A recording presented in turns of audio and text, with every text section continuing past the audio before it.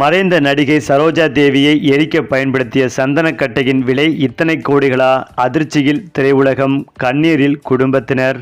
அதாவது மறைந்த நடிகை சரோஜா தேவியின் உடல் சொந்த ஊரில் நேற்று அரசு மரியாதையுடன் நல்லடக்கம் செய்யப்பட்டது.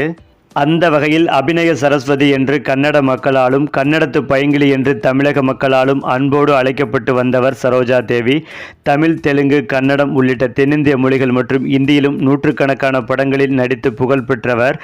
சுமார் 200க்கும் மேற்பட்ட படங்களில் நடித்து ரசிகர்களின் மனதில் நீங்கா இடம் பிடித்தவர். மேலும் பத்மஸ்ரீ, பத்மபூஷன், இந்திய அரசின் வாழ்நாள் சாதனையாளர் விருது, தமிழ்நாடு அரசின் கலைமாமணி விருது என பல்வேறு விருதுகளை தனது நடிப்பு திறமையால் குவித்தவர்.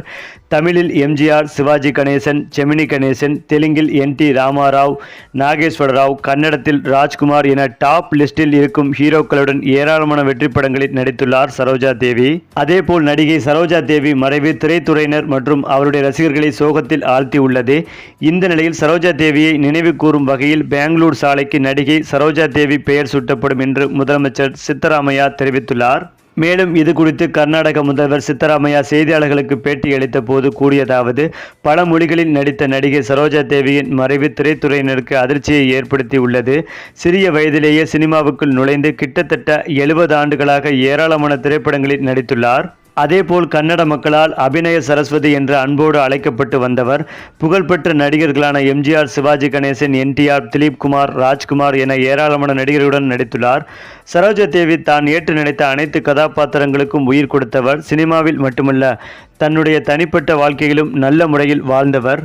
அது மட்டுமில்லாமல் நடிகை சரோஜா தேவியின் வீடு அமைந்துள்ள மல்லேஸ்வரம் 11வது கிராஸ் சாலை பகுதிக்கு அவருடைய பெயரை சூட்டுவது குறித்து மாநகராட்சி அதிகாரிகளுடன் பேசி முடிவெடுக்கப்படும் என்று தெரிவித்தார். இந்த நிலையில்தான் அவருடைய உடலுக்கு கர்நாடக முதல்வர் சித்தராமையா, துணை முதல்வர் TK சிவக்குமார், கன்னட முன்னணி நடிகர்கள் சிவராஜ்குமார், உபேந்திரா, கன்னட கூட்டமைப்பின் தலைவர் வாட்டாள் நாகராஜ் உள்ளிட்டோர் மலர் வளையம் வைத்து அஞ்சலி செலுத்தினார்கள். பெங்களூர் எம்ஜிஆர் மன்ற தலைவர் CS குமார் தலைமையில் ஏராளமான ரசிகர்களும் ஆயிரக்கணக்கான கன்னட ரசிகர்களும் அவருடைய உடலுக்கு மாலை அணிவித்து அஞ்சலி செலுத்தினார்கள். இதனை அடுத்துதான் சரோஜா தேவியின் உடல் அவருடைய சொந்த ஊரான சென்னப்பட்னாவை அடுத்துள்ள தசவாராவுக்கு வாகனத்தில் ஊர்வலமாக கொண்டு செல்லப்பட்டது. வழிநெடுக அவருடைய ரசிகர்களும் கிராம மக்களும் மலர் தூவி அஞ்சலி செலுத்தினார்கள்.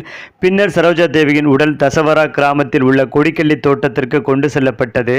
மேலும் சரோஜா தேவியின் குடும்பத்தினர் ஒக்கலிக சமூக சம்பிரதாயப்படி இறுதி சடங்குகளை மேற்கொண்டனர். பின்னர் துணை முதல்வர் TK சிவக்குமார் அரசு சார்பில் மலர் வளையம் வைத்து வணங்கினார். இதனை அடுத்துதான் முழு அரசு மரியாதையுடன் போலீசாரின் அணிவகுப்புடன் துப்பாக்கி குண்டுகள் முழங்க சரோஜா தேவியின் உடல் நல்லடக்கம் செய்யப்பட்டது. பின்னர் இறுதி ஊர்வலத்தில் பங்கேற்ற ஆயிரக்கணக்கான ரசிகர்கள் அவர் புதைக்கப்பட்ட இடத்தில் மலர்களை தூவி அஞ்சலி செலுத்தினார்கள். ஆனால் அவருடைய குடும்பத்தினர் முதலில் சரோஜா தேவி உடலை அவர்கள் முறைப்படி எரிக்கத்தான் நினைத்தார்கள். குறிப்பாக சில கோடிகளை செலவு செய்து சந்தனக்கட்டைகளை வைத்து எரிக்க முடிவெடுத்தார்கள். அதற்கு அரசாங்கம் அனுமதி கொடுக்கவில்லை.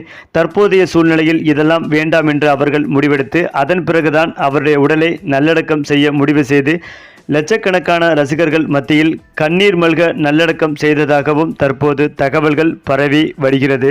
சரி, இப்போ நீங்க சொல்லுங்க, மறைந்த நடிகை சரோஜா தேவியின் இறுதி அஞ்சலி பற்றிய உங்களுடைய கருத்துக்களையும் உங்கள் கமெண்ட்ல சொல்லுங்க. மேலும் இந்த வீடியோ உங்களுக்கு பிடித்திருந்தால் லைக் பண்ணுங்க, ஷேர் பண்ணுங்க, மறக்காம நம்முடைய சேனலை சப்ஸ்கிரைப் பண்ணிக்கங்க.